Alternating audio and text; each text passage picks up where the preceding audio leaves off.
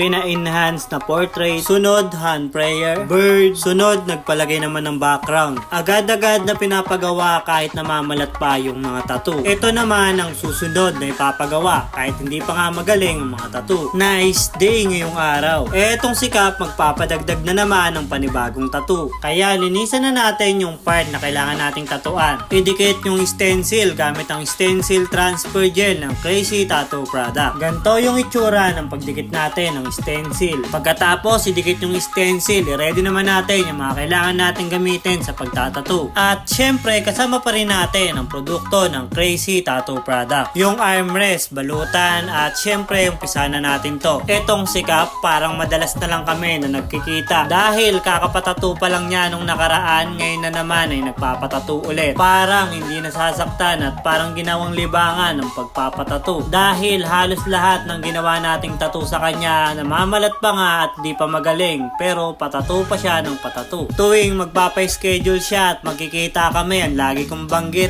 oh nandito ka na naman ka. Pabirong banggit na lagi na lang tayo nagkikita at ang lagi niyang banggit hindi siya napapakali at gusto na nga niyang madagdagan itong mga tattoo niya. Kapag wala kasi daw siyang ginagawa, naboboring siya at gusto niya talaga na magpatattoo. At syempre nandito naman tayo para magawa yung design na gusto niya na mangyari. At ang plano niya nga dito sa braso niya ay lagyan daw ng kamay na skeleton at kamay din na maayos. Hindi skeleton yung isa at magkaturo silang dalawa. At meron ngang parang sinag ng araw sa bandang dulo ng mga daliri. At ang request pa nga niya, lagyan daw namin ng moon sa mismong gitna ng sinag. O yung nagmimistulang araw sa mismong gitna, lalagay namin doon yung mismong moon. At syempre, agad-agad naman natin yung ginawa. Basta request, suggest, gagawin natin yan. Lalong-lalo na kung kaya naman talagang gawin. Yung nakaraan nga lang, meron din tayong ginawa na gantong tattoo. Siguro nagka-idea si Cap kung ano yung meaning ng tattoo na to. Hindi na nga niya sinulat yung pinaka-meaning, yung pinaka-drawing na lang yung kinuha namin. Pero hindi kagaya ng ginawa ko nung nakaraan, wala kasing sinag yon. Walang araw o pinaka-moon sa gitna ng daliri. Bali yung ginawa natin na parang gantong design, magkaturo lang at magkabaliktaran. Yung design nga na gustong ipatato ni Cap, sumakto lang para dito sa braso niya dahil hindi naman ganong kalawak yung kailangan naming tatuan. At para din sa mga nagtatanong kung ano yung ginamit natin na needle para dito, gumamit tayo ng 3RL saka 9cm o tinatawag na Curve Magnum. At syempre hindi na natin to papatagalin pa. Linisan na natin to gamit ang foaming soap ng Crazy Tattoo Product. At eto na nga yung kinalabasan sa ginawa nating tattoo kay Cap. Eto nga ang si Cap kung ano-ano nga lang yung naiisip na ipatattoo. At ngayong araw, ito naman yung naisip niya na ipatattoo. Para sa'yo, tama lang ba na ito yung pinatattoo niya? O meron pang ibang design na aakma at babagay para rito?